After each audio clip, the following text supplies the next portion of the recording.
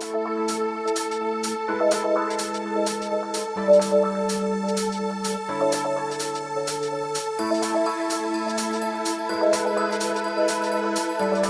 great to be here and seeing places in the world that I would not have otherwise seen, and to meet the Swedish people and see your beautiful cities here has been lovely. So I just would like to start by telling you who I am and how I came to be doing what I'm doing today, because many of you may not know that, and I think it's important to understand where I came from, because I think it will give you a better picture of the validity of what I'm saying.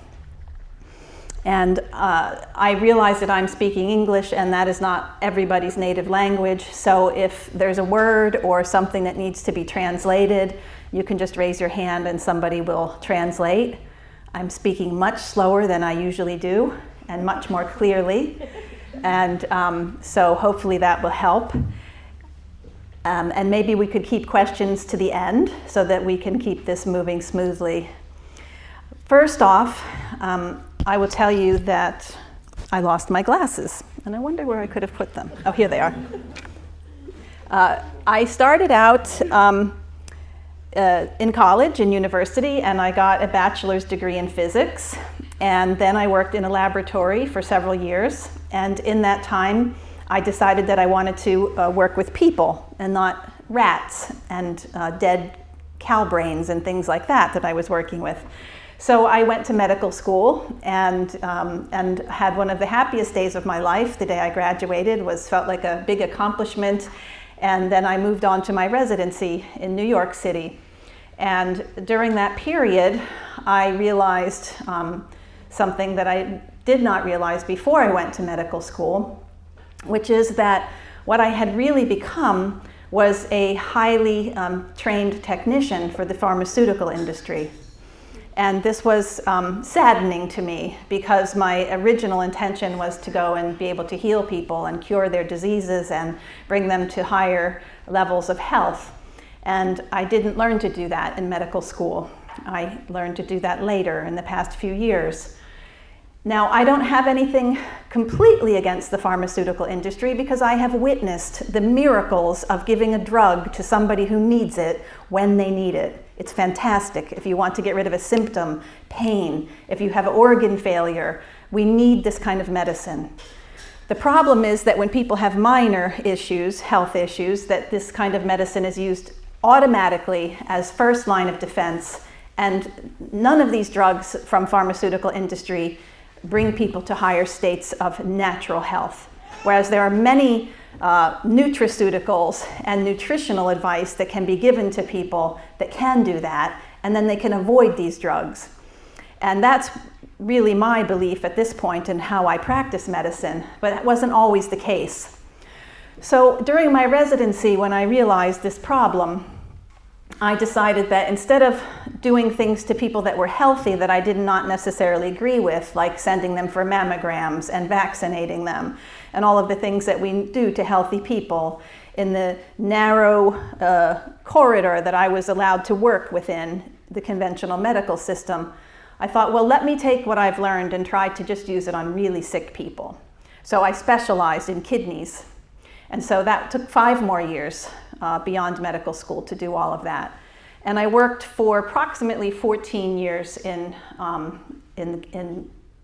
doing nephrology, which is practicing with mostly with kidneys and high blood pressure and diabetes and things like that, some metabolic diseases.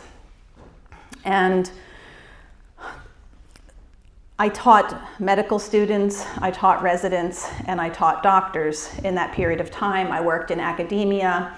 I have a couple of papers published in peer-reviewed journals. And it was around 2009 that there was something that did not feel right to me. And that was when several people came in to the hospital having new onset kidney failure after they had been vaccinated for the swine flu. And that year in USA, we had separate vaccine, one for swine flu, one for seasonal flu. And for whatever reason, I know you folks had problem with that vaccine as well, but we had a different problem as far as I'm concerned. And that was people told me that they were fine until they had that vaccine. And then all of a sudden they had normal kidney function, and all of a sudden they now needed dialysis. And several people this happened with. And I thought, well, this is a problem that we need to investigate. Because any drug that causes kidney failure, we would stop and we would discuss it. But when it came to vaccination, the response I got from my colleagues and coworkers was very different. And so I brought this problem to the administration, and they told me that, these patients did not have kidney failure from the flu shot, and that they had flu, and that's why they had kidney failure. But these patients had no flu symptoms, so they had no basis to say what they were saying to me. And after that, I started to ask questions when new patients would come to me, either with new problems or with worsening of old problems. And this is a question that every doctor needs to add to their list of questions, which is, when was your last vaccine? Because often you will make a correlation between a new symptom and a vaccine, and often you will find numerous case reports in the peer-reviewed medical literature that can support the potential for the vaccine to cause this problem. So once I did that, I saw that there was a correlation, and oftentimes I would see within 24 hours of a vaccine, for instance, a patient in the hospital would come in with borderline normal kidney function, get a vaccine, and kidney function would go down within 24 hours, and the vaccine was still denied as the cause. Our hospital was vaccinating people who, I remember I walked into a room and there was a young man who had cancer, some sort of lymphoma, and he was on chemotherapy. And the pharmacist had just come in to offer him a flu shot and a pneumonia shot, and he had consented to say okay, and they were about to give it. And I canceled that order and realized later that in our hospital, the policy was that my patients could be vaccinated under my name for the order, even though I didn't order it. That was the policy, to offer every patient that was conscious, no matter what their disease, these vaccines. And so I think that should stand out to everybody as problematic. Now, would you want to give a flu shot and a pneumococcal vaccine to a man who has cancer and is on chemotherapy right that moment? That seems very logical to me to just say, no, you wouldn't do that. I saw vaccines being given to people who were having heart attacks while they were having the heart attacks, while they had active sepsis, while they had new onset kidney problems, and numerous other ailments that there was no scientific literature to support vaccinating. But the ethos was, vaccines are safe and effective, and they need to be given. Well, I started doing research at that point, and what I found was very much counter to tradition and to what I had been told in medical school. You may not know this, but doctors are not taught about vaccines in medical school. We are not taught what's in vaccines as far as the adjuvants. We are not taught how vaccines are manufactured as far as what kind of animals go into them.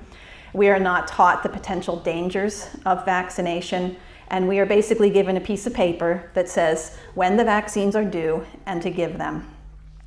And I found this to be very alarming, and even more so when I researched the history of smallpox and the history of polio, two diseases that I was continuously told were eradicated by vaccination. My research that I wrote in a book with Roman Bystrionic was completely counter to that. And in fact, populations who stopped vaccinating for smallpox, their smallpox diseases declined and death from smallpox declined. And with the polio vaccine, the story is so complicated, but basically just saying that I today do not believe that the injected polio vaccine is the reason why we saw polio go away. It does not make polio go away at all. It can still be passed around through populations, and the polio is not what I once thought it was. So given all that, I decided to leave my conventional job and do research. And today I study between 6 and 12 hours every day, 7 days per week, learning immunology, history, toxicology, genetics, and all kinds of things that one must understand in order to know the deeper details of the problems with vaccination. So what I'm going to tell you today is largely based on my research and on peer-reviewed literature. You will see on many of my slides there will be a number called PMID, and you can go and look up these articles that I will be showing you by going to PubMed, PubMed.com, and put that number in, and these articles will come up. Many of them you will get full text, and some of them you'll get just the abstract. And I think that it is important for you to hear both sides. Now, I'm well aware that the medical authorities use fear in order to get populations to vaccinate. I have evidence of that, which I can show you. I'm also well aware that they do not think that you should be educated and informed, but the authorities tell doctors to persuade you and to use fear if necessary, and to kick you out of their office if you will not vaccinate. And these are the kind of tactics and techniques that are used to get people to vaccinate themselves and their babies. And I don't think this is fair. I think that you are all intelligent enough to look at both sides and decide for yourself, should I vaccinate my baby? Should I vaccinate myself? Should I recommend vaccines to my mother and father? And it's a big problem when people are told not to look at the other side. And what you might notice, if you've been in the middle of this problem yourself, is that the people who want to vaccinate are often very aggressive, and they don't want you to hear the other side. And that should make a light bulb in your head go off. Why don't they want me to hear the other side? Why don't they think I can actually listen to both and come up with my own decision? See, I will never tell you not to vaccinate, but they will always tell you to vaccinate for everything. That alone, I believe, should be a red flag to you, that I'm saying you listen to everything and then you choose. What you do is your responsibility. And that's not what the people who are supporting this aggressive vaccination campaigns, more and more vaccines all the time to little babies. That's not what they're saying.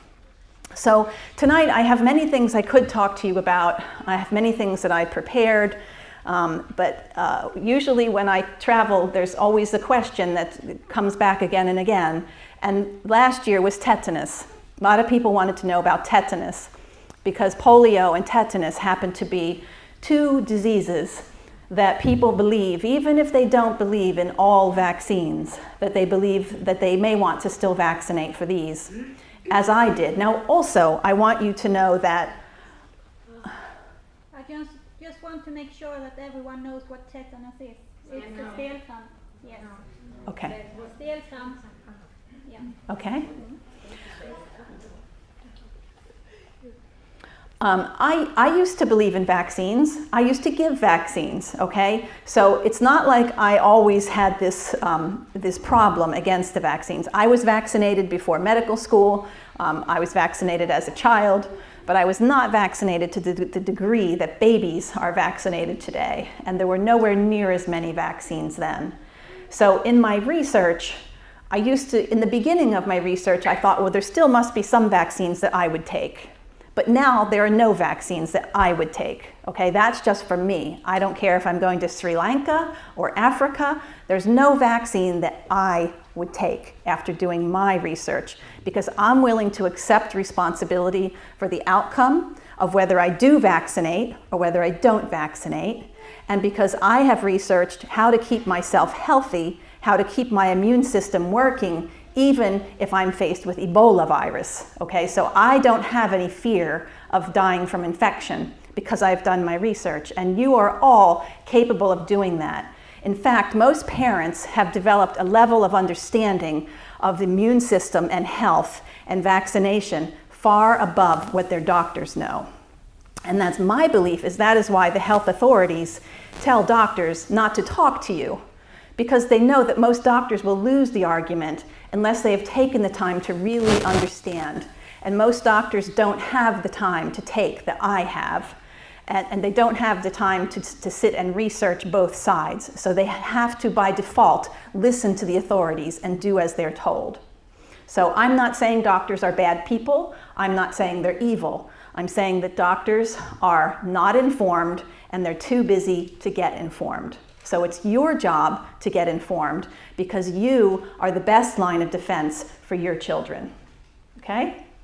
So if you'd like, I can start by a tetanus presentation, and we can do that during the first hour, and then I have more information on history, on influenza, on vitamin C, infant immunity, so we can talk about other topics, and then the last hour, maybe we just do question and answer. Does that sound good? Okay. Before I get into that, I just want to show you a few interesting things. And this is from a little magazine that is very highly read in America. It's very popular, called Reader's Digest. And Kathleen Sebelius is our Secretary of Health and Human Services, a very high-level position in government. And she said that there are groups out there, like me, who say that vaccines are responsible for problems. And they say that we have reached out to the media to try to get the media not to give me my view or equal weight, because she says the science has already shown the safety and effectiveness of vaccination, so my voice should not be heard. I couldn't disagree with that more, because the more science I know, the more indignant and upset I get, because I know that the science shows major problems with the theory of vaccination and with the practice of vaccination. This is a PowerPoint presentation that comes from Mayo Clinic. This is a very prestigious institution in USA, and this is one of our leading vaccine promoters in USA. And he made a PowerPoint presentation to give to all doctors to help them talk to people who don't want to vaccinate. And I just took out a couple of slides to show you. It was a very long presentation, but he basically is coaching these doctors how to deal with you. Here's one of the major problems is that this fellow, and this is common, okay, the pro-vaccine world is rife with conflict of interest. These doctors that are promoting vaccines, by and large, have some sort of interest in the vaccine being taken up by the public. So here's just a little list of his conflict of interest. There are numerous conflict of interest of this gentleman, and they're listed in many of his papers because they have to list them. They say, don't plan on giving you any printed information. Don't plan on emailing you any links to information. Does that seem a little strange? They're saying not to give you the information. They said, instead, read and remember. Well, that's not happening, I can guarantee you that. This, I think, is the worst, most egregious statement here, which is he's telling them to persuade you rather than inform you. Okay, so you know now. This was a PowerPoint presentation to doctors. This here is from Dr. Lance Rodewald from the Division of Immunization Services, Center for Disease Control. He was quoted in the New York Times in 2004, and you can read right there, frightening parents about the consequences of failing to vaccinate their children will most likely be part of the campaign. For the task, meningococcal meningitis is ideal. And frightening you is key to getting you to do what they want you to do. And let me just show you something that happened in New Zealand. Speaking of fear, we had a vaccine there called meningococcal B, and this was the informed consent. Okay, right. Give your consent. People holding pen. On the other side had a baby that was dying from some sort of hemorrhagic disease. But one of the authorities said that protection is expected to last for a few years, but the exact period is unknown. So many of these babies were given 3 and 4 vaccines that had huge amounts of aluminium in them. And later on, we found out that there were even more problems with this vaccine. that they used a lot of fear to get the public to take up. In 4 years, 109 cases of the epidemic that they were trying to cover were reported, and they were all people who were vaccinated. 60 were partially vaccinated and 49 were fully vaccinated. Parents were lied to about this vaccine, and in these studies that showed how long the vaccine lasted, they found that the antibody that was made went away very rapidly, somewhere between 2 and 7 months after all 3 of those doses. Not only that, but they found that you could be vaccinated for this. Anyone who was vaccinated for this still carried the bacteria. It didn't get rid of the bacteria, okay? And so these doctors, here's another New Zealand Herald saying that it provided only short-term protection, and this doctor said parents should have been told more clearly about this. So this is the problem with being scared into doing something before you understand what's happening. This was an expensive lesson for New Zealand. Nowhere in the consent did it mention that immunity dropped below protective levels within 2 months. And the failure to inform parents at the time was disgraceful, according to writings in public in the New Zealand Herald. $200 million were put into this campaign. And after that, officials were determined to conceal anything that might cause unease, and everybody was just hush-hush about it. Well, I'd like to show you something else, and that is the data showed from 2006, 2007, 2008, there were 12 deaths from this particular bacteria, and every one of them was in a vaccinated child. Not a single one was in an unvaccinated child. Okay? So here we have the meningitis was coming down. Here's where they started vaccinating, and here we see what the death rate did after they began to vaccinate. This is what can happen when a population is frightened with pictures like this, thinking of your baby being that baby. We saw this happen in the 1950s with polio, and it will continue to happen. I guarantee you we will soon be seeing people dying of Ebola and pictures of them, whether it's Ebola or not, and we will be offered this vaccine. So we have to be very cautious when fear is used in a campaign, because the result is that we stop thinking. So we must always continue to think even in the presence of fear. Keep our minds open, read as much as you can, and continue to stay healthy, which is always the key to decreasing disease rates. And when I say to stay healthy, I mean nutritionally. I mean paying attention to what we're eating, paying attention that we have the right nutrients, that we're not eating lots of food that has no nutrient value, that we're not scared all the time, because fear, guess what fear does? It raises your cortisol levels and makes your immune system not function properly. Okay, so now on to tetanus, because I wanted to talk about fear, because this has long been the picture that is used to show you why you need to vaccinate your baby. This is untreated tetanus from 100, maybe 150 years ago. Tetanus is a terrible disease. We don't want it to happen to anybody, but what I'd like to show you today is how the idea that the vaccine is why we don't see very much of it, and that the vaccine is safe and effective, that none of those things is actually borne out in reality when we look at the science and the history. So I just want to tell you a little bit about the disease, because it comes from a bacteria. It's a special kind of bacteria, and this is what it looks like when it's in the soil. And it lives in the intestines of ruminant animals like cows and horses, and it comes out in the stool. So back in the old days when we were riding horses through the streets, you can imagine there was a lot of this, much more of it around. So this tennis racket-shaped bacteria is totally harmless. You can eat this, you can get it into your wounds, and it will not cause any disease, so long as it has oxygen.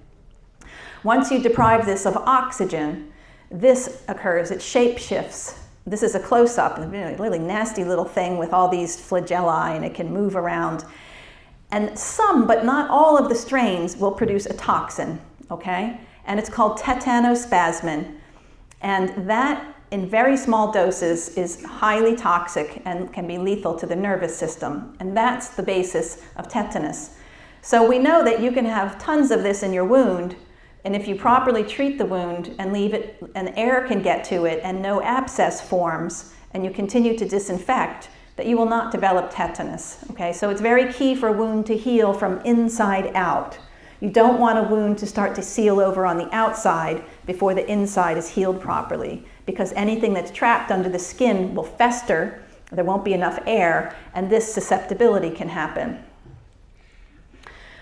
So I already told you where tetanus is most found, but we can also find it just about everywhere else in smaller concentrations.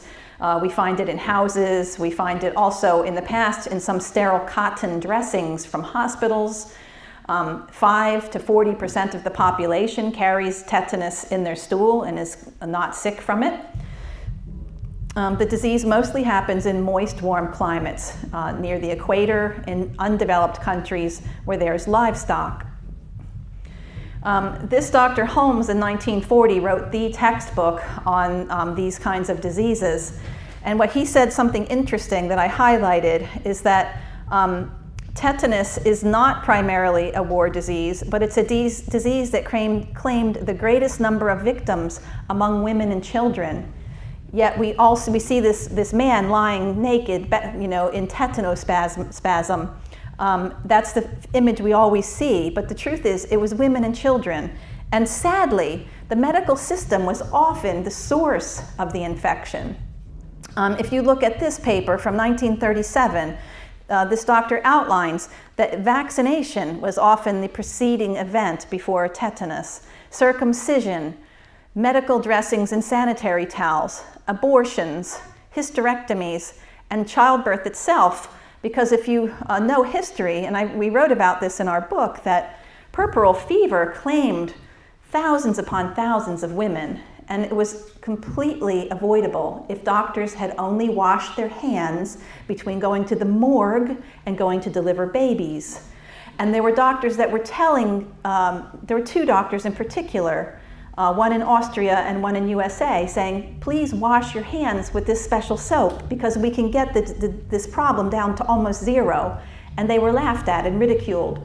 And both of them ended up leaving medicine. But later we found out that they were right. And all of these mothers could have survived, their babies would have survived, and the reverberation, the after effect of these mothers dying was huge upon society, because there were all these babies and children left without mothers, which increases disease rates, increases death rates. Okay, so let's look back at a little bit of history.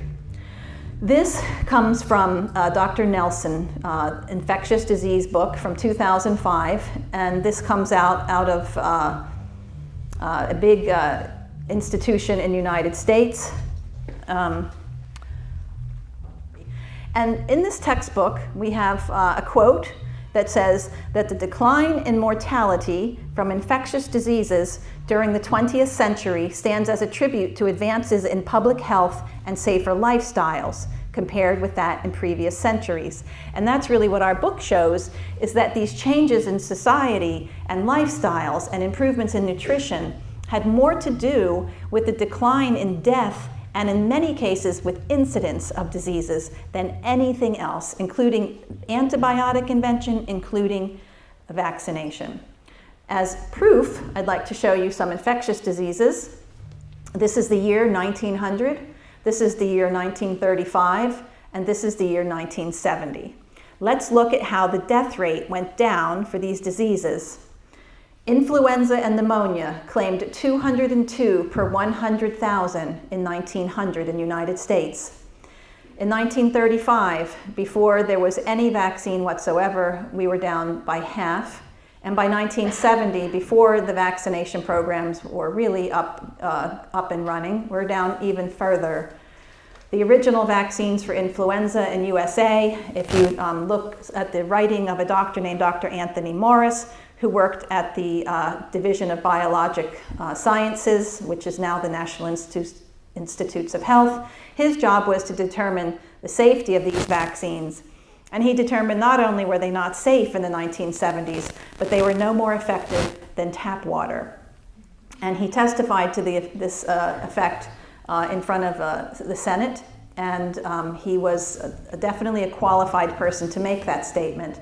Today, we are still offered these vaccines for influenza despite any real support for their effectiveness, despite any well-designed studies for their safety, and despite the fact that the most prestigious collaboration called the Cochrane Collaboration, who evaluates different aspects of medicine, is saying that the hype and the media information on influenza is completely out of proportion to the science. Okay, so let's look now at measles. We had 31 per 100,000 deaths in 1900, down to 2.7 long before the measles vaccine came in. And I'll show you in a minute that it was almost down to 0 right before the vaccine came on the scene. Okay, so I always thought that tetanus was much more prevalent than it actually was, but it turns out that, look, you don't even find tetanus on most charts like this because it was such a low incidence disease. So we had 4 per 100,000 back in the time when all these other things were claiming people's lives. And then by 1935, before tetanus vaccines, we had 0.95. So let's move on here, and I'm going to show you some more graphs in a minute.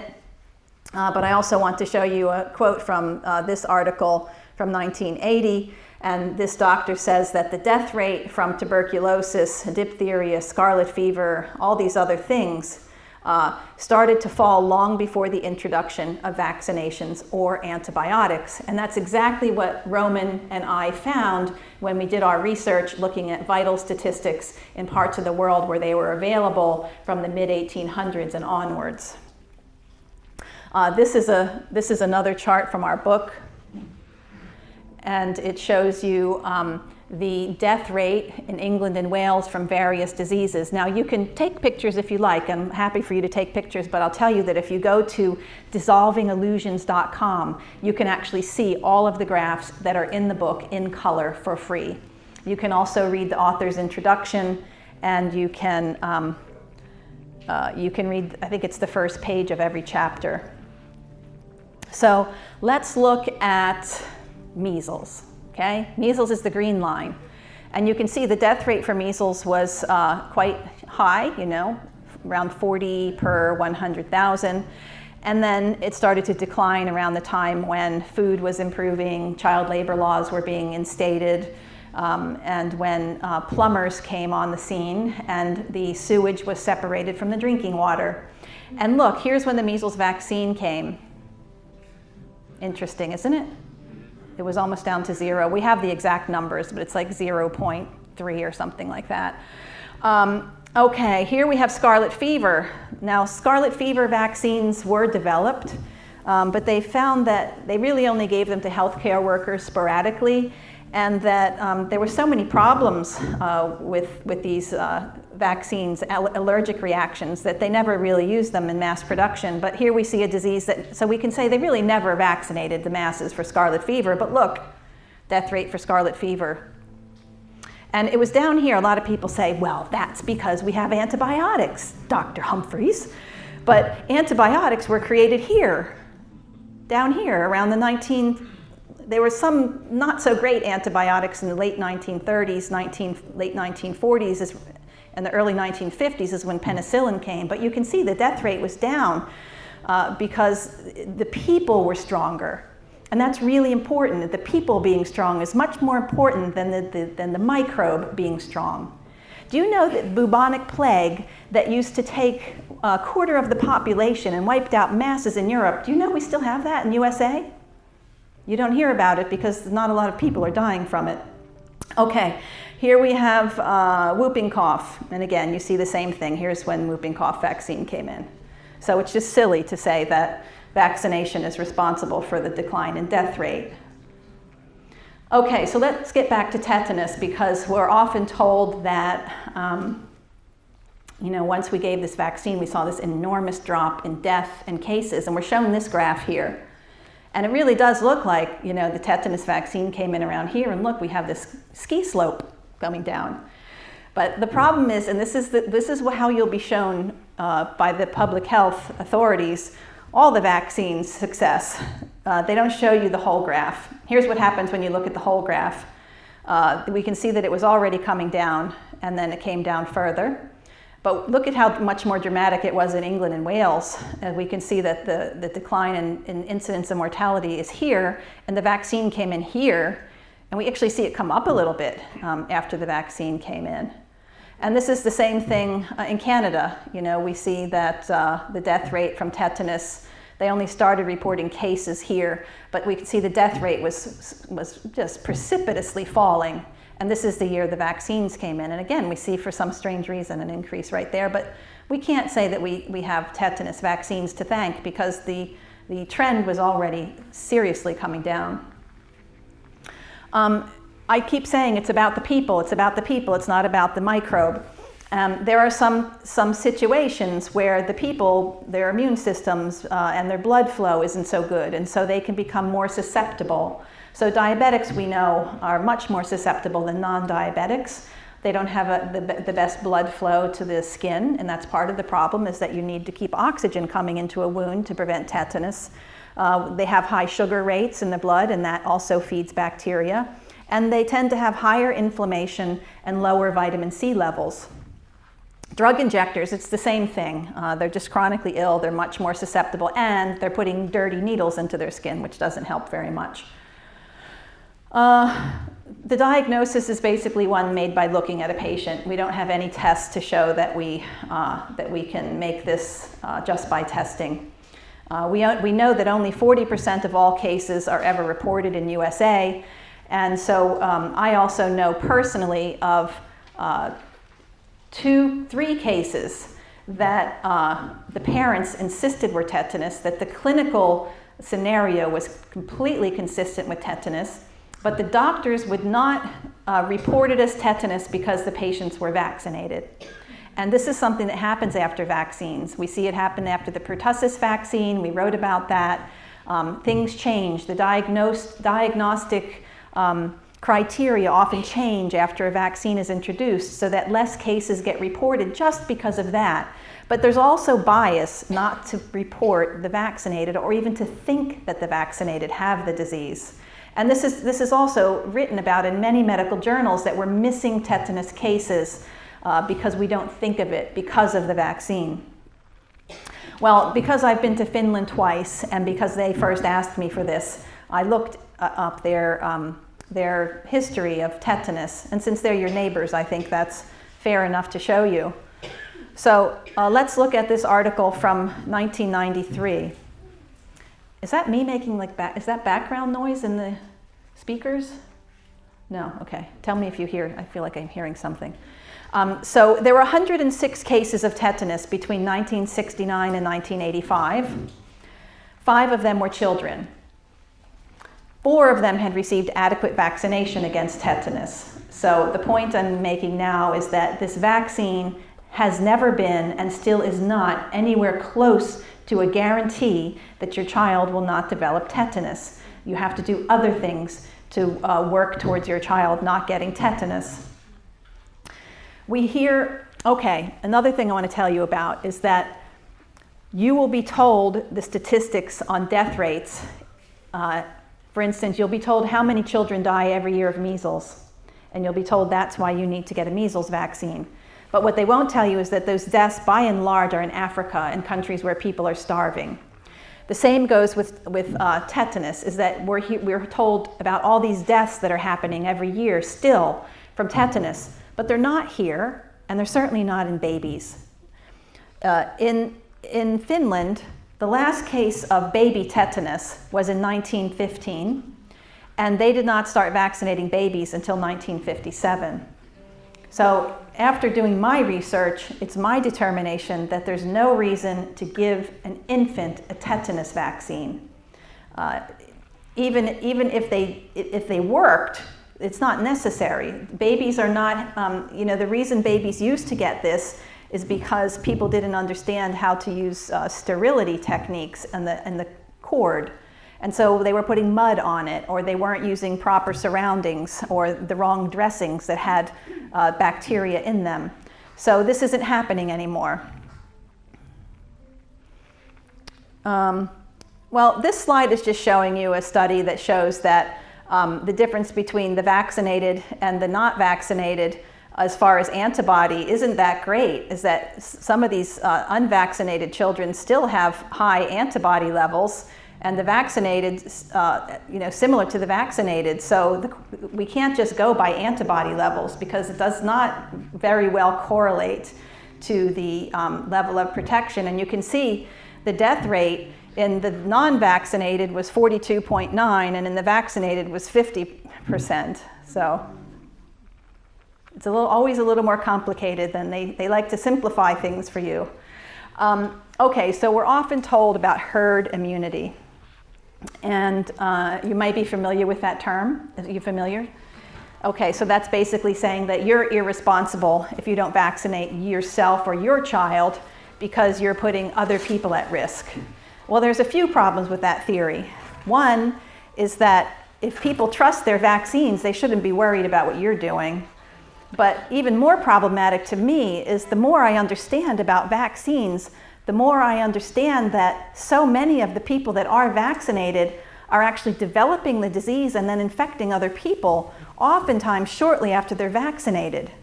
You know, I used to think this didn't happen, but just recently I came across an article about cases in Croatia where these children were vaccinated for measles, mumps, rubella, and about a week after the vaccination they developed measles and infected other people. And the article said that in the past they would have never made the link that it was vaccine strain causing the infections, because they would have either called it another disease because the child was vaccinated, or they would have thought it was a wild vaccine, virus, not from the vaccine.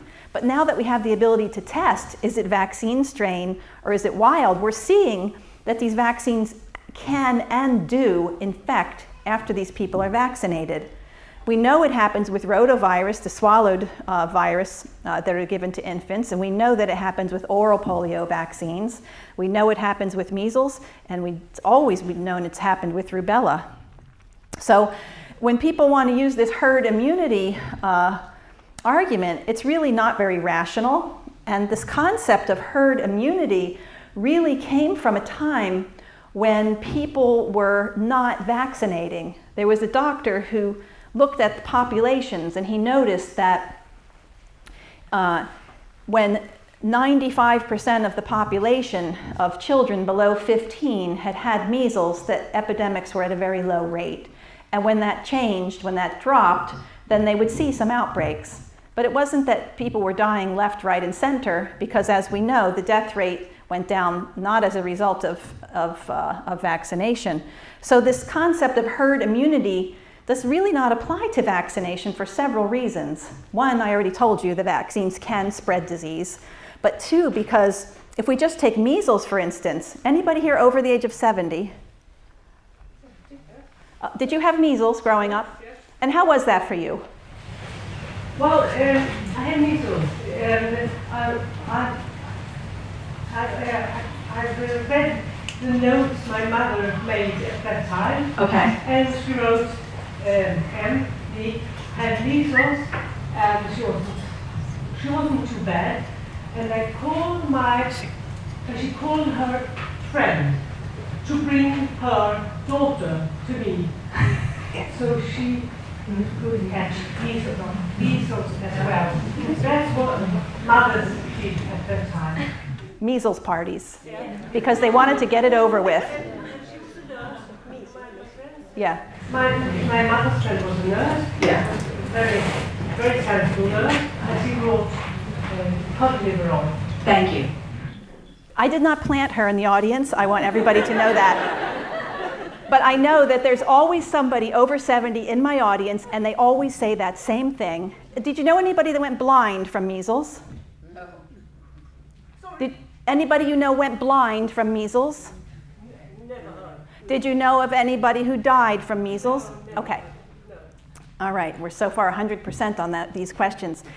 Cod liver oil has vitamin A, And it's been known about since the 1940s that that is key to recovery from measles, because for whatever reason, the measles virus makes the body consume enormous amounts of vitamin A.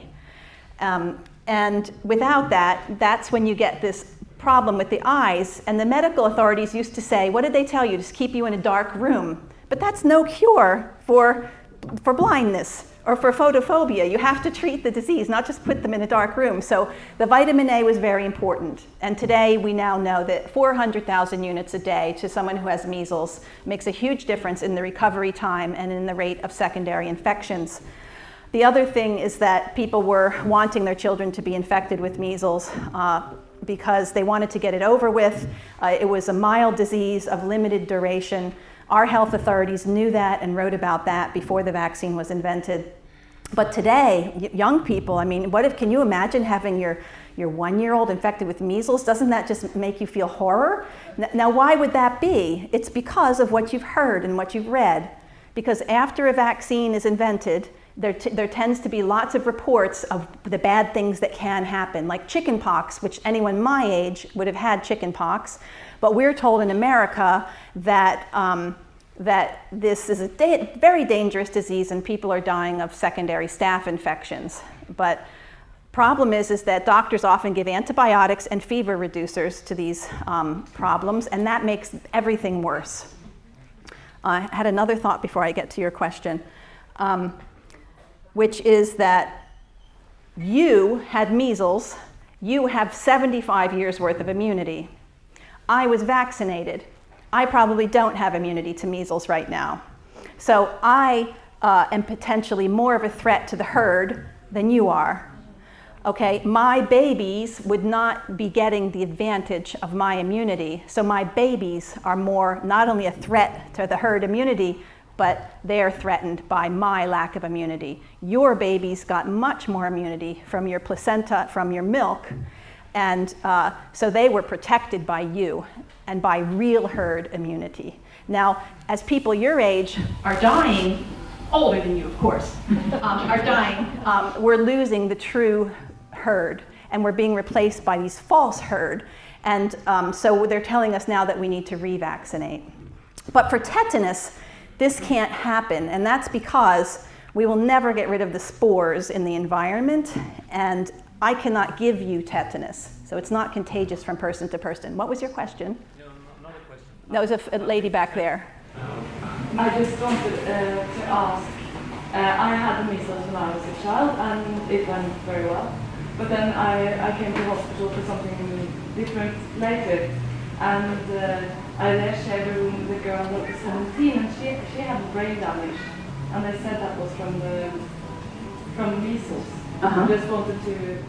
Yeah, well, see, measles has to be treated properly. That's part of the problem, is that, first of all, I would say, how many vaccines did that child have beforehand? I would say, did she get breastfed? I'd want to know that, because that's a huge deal when it comes to the development of our immunity. Breastfeeding not only helps the baby develop their immunity, but it makes you stronger even as an adult, okay? So, and I would want to know, did those doctors give that girl antibiotics when she had measles, which will basically disrupt the real immunity in the bowel because it napalms the bowel. And I would want to know if she got vitamin A and vitamin C. Now, those are things that I would ask of that person before I would automatically say that it was all because of a virus. Yeah, okay, I'm going to just keep going now because we can do the questions at the end. Okay, let's talk a little about the vaccine. I'm going to skip over a lot of these because I have about 150 slides. Okay, so I will tell you that I have a stack of medical literature papers of case reports of fully vaccinated people with very high antibody levels, or even just normal antibody levels, who developed tetanus disease, some of the worst kind of tetanus disease. So why could that happen? Well, I put this little picture in to show you, because what we have is, this is just an anatomical view, and on the outside, of course, you have skin. And so when that skin can be disrupted or dying pieces of skin, then tetanus Tetanus bacteria loves to live in dead flesh. That's its favorite place to live. Dead flesh with low oxygen. So if we have that happen, look, that we have, see, all these yellow things are nerves. See the yellow lines coming up? And they come up here, and they go into the central nervous system and up into the brain. And these red ones are arteries. And there should be blue ones in here too, but I guess it's not a complete drawing. But so there's veins and arteries. So everything travels in the same place, in the same direction. Nerve, artery, vein, lymphatics. They all always go together. So if tetanus toxin comes into the body and is generated in the body, and if it gets to the nerve before the blood gets to it, then it doesn't matter how high your antibody levels are. You can still have tetanus go up to the brain and either kill you or make you very sick. No, it doesn't matter how many times you've been vaccinated. So that's why wound care is the most important thing when it comes to preventing tetanus.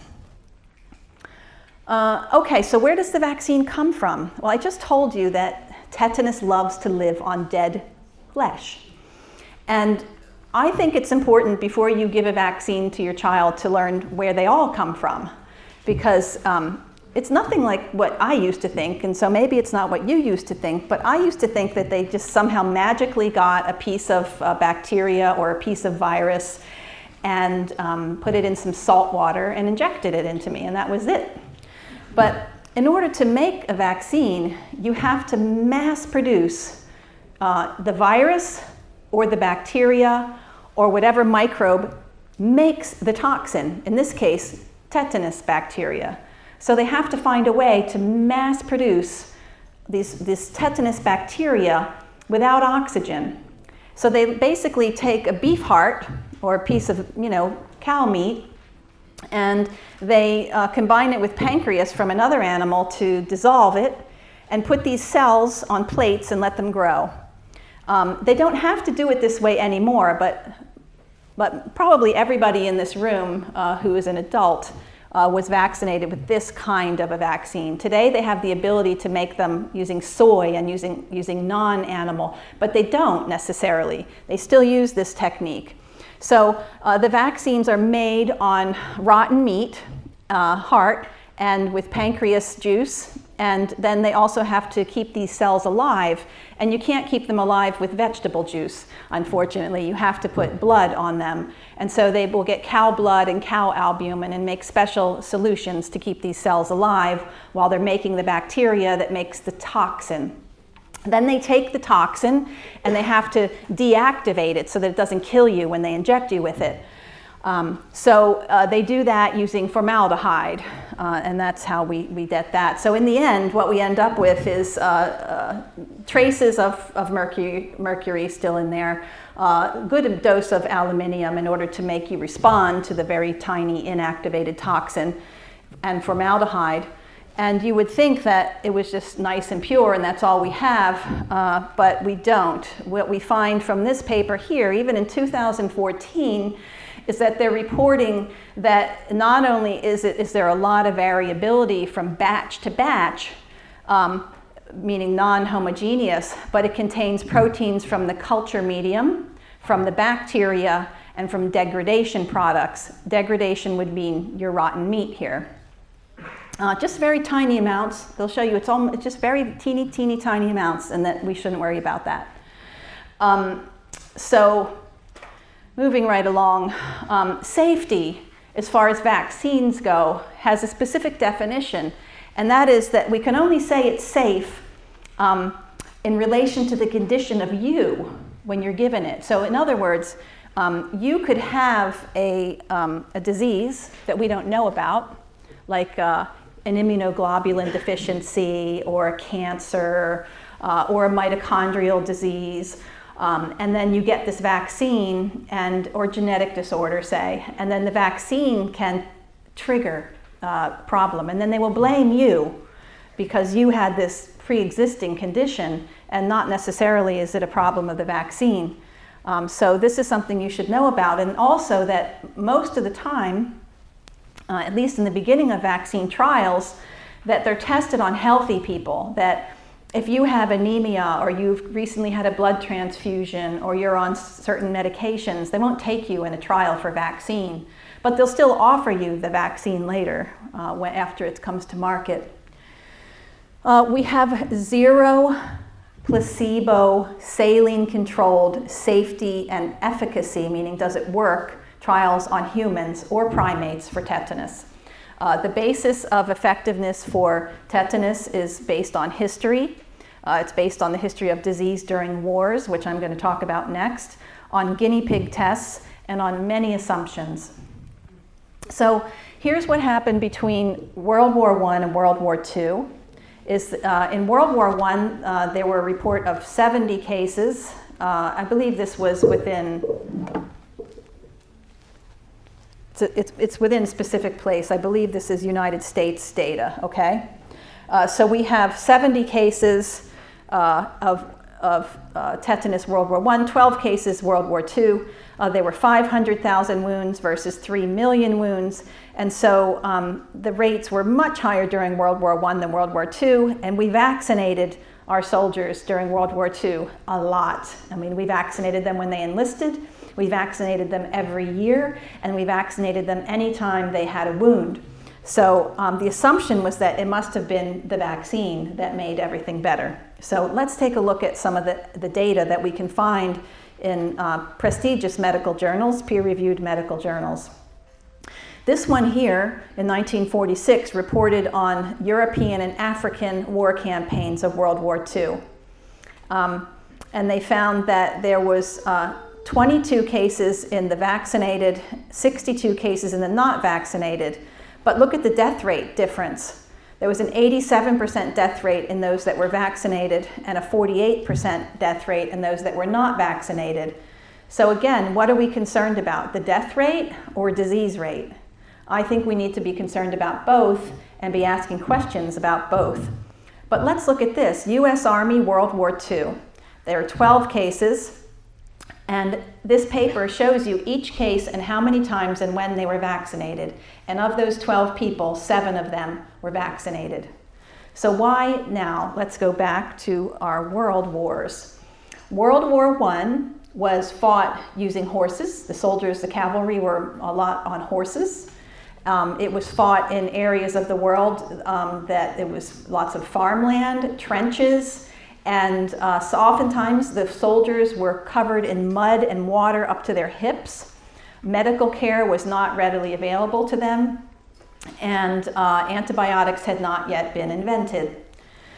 So there was a big difference in the stage, as we call it, between these two wars that would have put these soldiers at much higher risk to contract the bacteria and at susceptibility for developing disease from it. They're also, imagine the stress of being a soldier under those conditions. So World War II, they say, was a little more gentlemanly fought war in that there was less hand-to-hand combat. There were almost, I don't know how many horses, but there were nowhere near as many as there were in World War I. You know, we had by then motor cars and tanks and, boats as how some of the transportation occurred. And soldiers were not put into the same situation that they were in World War I. And we, at this point, had more medics on the field and better understanding of wound management. So I think we can't make the assumption that it was just the vaccine that made this big difference. Okay, I want to show you something I find interesting, and I'll tell you why. First off is that there are two branches of our immune system. Okay, so we don't have vaccines for every disease. We don't die from every disease. So we must have another ability to fight disease than just memory immunity, which is what vaccines are supposed to give you, is memory immunity in your blood. So you have a line of defense in your blood, cellular immunity, called innate immunity. And these are cells and some preformed antibodies, but they're non-specific, but they're cells that are ready to go on the attack. And then there's a branch of immunity called humoral immunity, and that has to do with antibody, which having preformed antibody. And what we find when we look at the response of these two arms of immunity after being vaccinated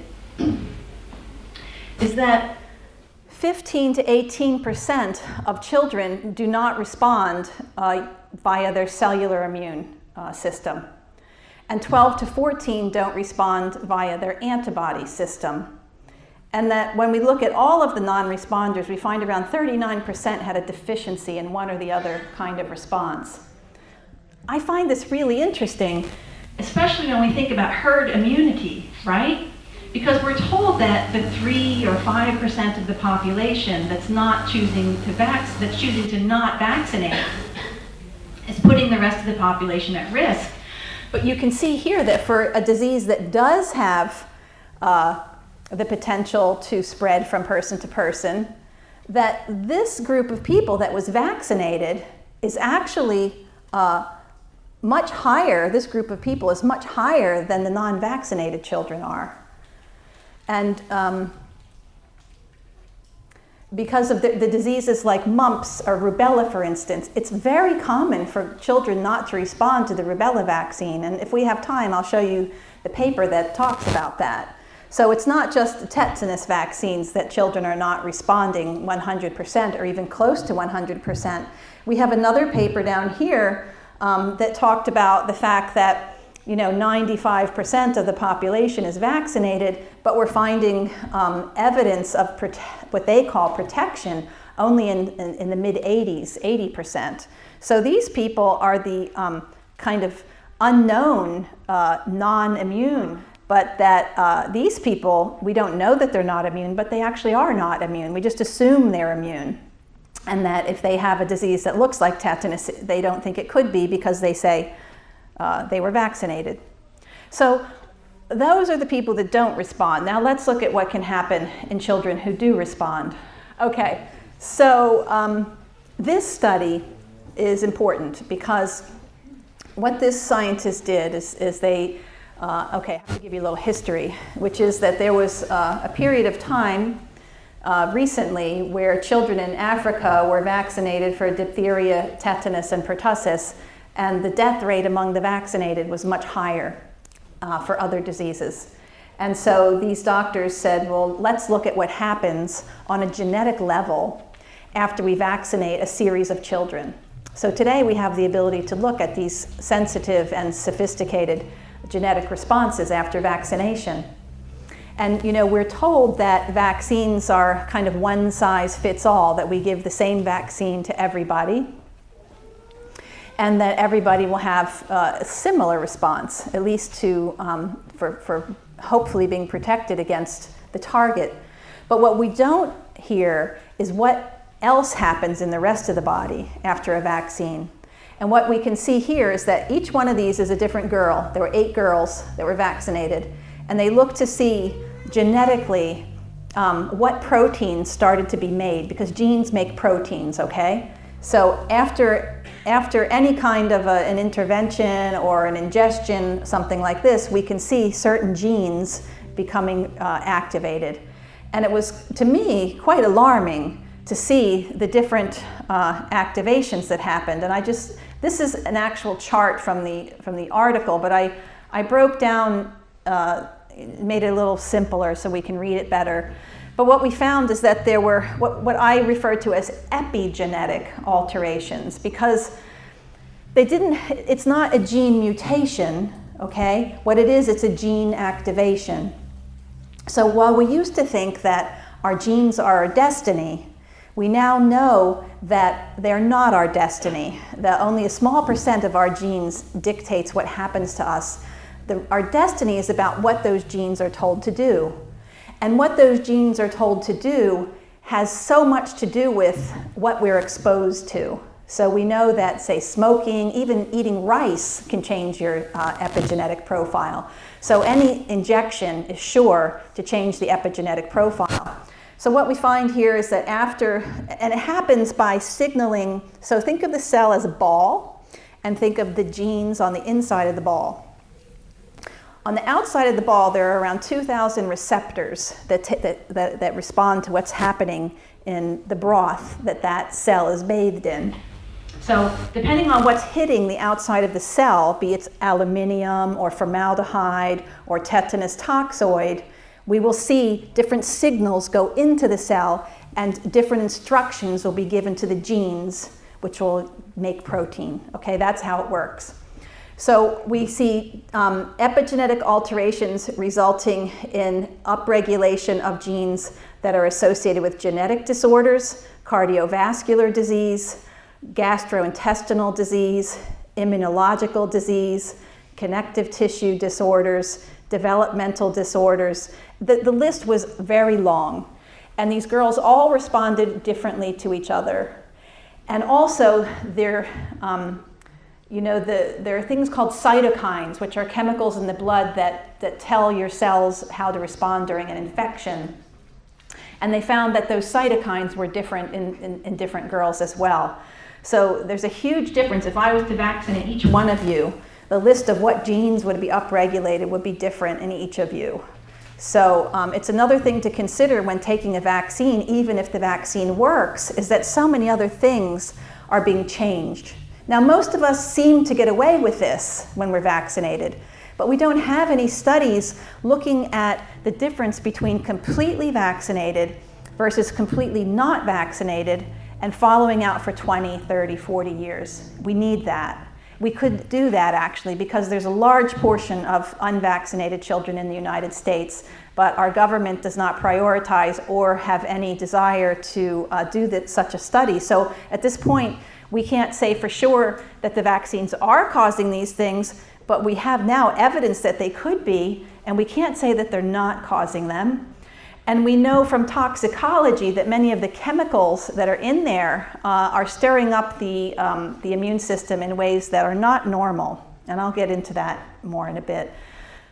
So this is another study that I will show you from 2008. This was a Swedish study. And they looked at infants after their diphtheria, tetanus, acellular pertussis vaccines. And polio, Hib. So these were babies, and they got their regular vaccines at 3 and 5 months. And then they took some of their blood out and they exposed it to the whooping cough toxin, which is basically what's in the vaccine, okay? And then they looked to see what happened 12 hours later in a genetic level. And what this doctor reported was 33 allergy-related genes were activated, 66 asthma genes were activated, 67 cancer genes were upregulated, and 25 immunological genes were upregulated. Okay, so we're definitely seeing on a genetic level some waking up. Now, whether or not if it goes through completely and causes these diseases, no, it doesn't in everybody right then and there. But do we know that unless something comes along and shuts these down, what is the result? We don't know. The first study I showed you on the African girls, the conclusion is that the immunological explanation for the non-specific effects, which is what I'm talking about, of vaccines is not known at present. Suzanne, Time out? I stopped you. You stopped me. You- I'm too fast? You're too full of information. Oh, And now it's break. okay, good. And Okay, break.